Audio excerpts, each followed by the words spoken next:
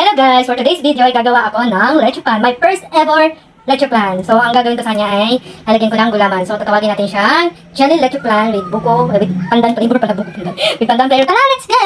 Ito na nga guys, naglagay ako ng sugar sa at pinakaramelize ko, and then tinimpla ko na yung 4 egg with kondensada.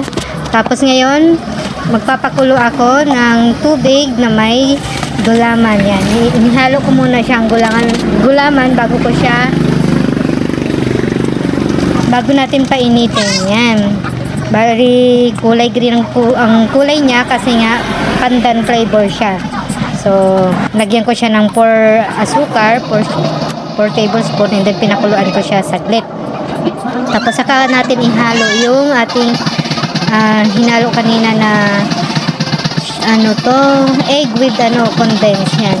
Wala akong ibak guys kasi expired na, so hindi na ako naglagay ng ibak. Yan. Pero okay pa rin naman siya. Ganito na ang kulay niya guys. Yan. Ilagay na natin siya sa lianera. Yan. Medyo nainis pa nga ako dyan kasi ayaw lumusot. Lumusot doon sa strainer natin. Kaya ang ginawa ko dyan, yan, sinaling ko na siya. Kahit anoon kasing lagay ko, hirapan siya lumusot doon sa strainer natin. Para sana wala siyang buo-buo. Yan, buo-buo na gulaman. Yan. Yan, at dahil nga ayaw nang lumusot, dinirekta ko na siya guys. Bahala na si Batman. Yan, pwede naman pala kahit hindi siya strainer ba. So ayun na nga guys, yung ginawa kong leche plan, hindi ko na mawari.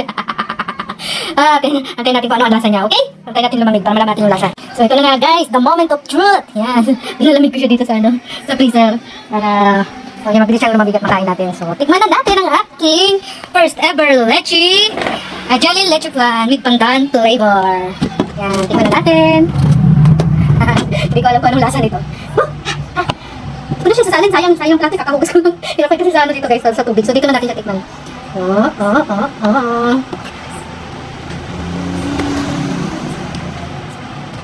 Nakbad naman mo! Ang sarap pa rin naman niya. Tsaka malamig na siya, kaya sarap. Tingnan nyo guys.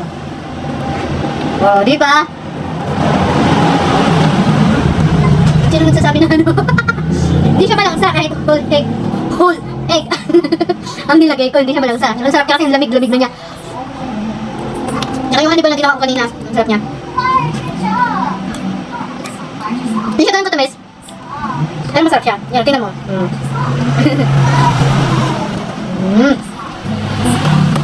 Sarap ng honey ball.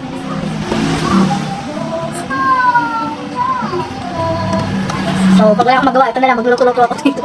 Ito na akong luto ng leche plan ngayon. Matagal ako gusto magluto-luto, kagaya ng kuchinta, kasi paborito ko yung kuchinta, kichi-kichi. Kasi wala akong ingredients. Ngayon pa lang ako nagpabili, order sa Lazada ng ingredients, kagaya yung lye water, para doon sa tikining ng parang malagnit-lagnit yung, yung kuchinta. Yun, kaka-order ko lang sa Lazada, so maybe the other day magluto tayo ng kuchinta. Hindi pa rin ako nakapagluto ng kuchinta, kaya, not bad din for the first timer. Hindi rin siya kagandahan ng itsura, kasi nga, ayaw lumusot dun sa natin, sa strainer natin.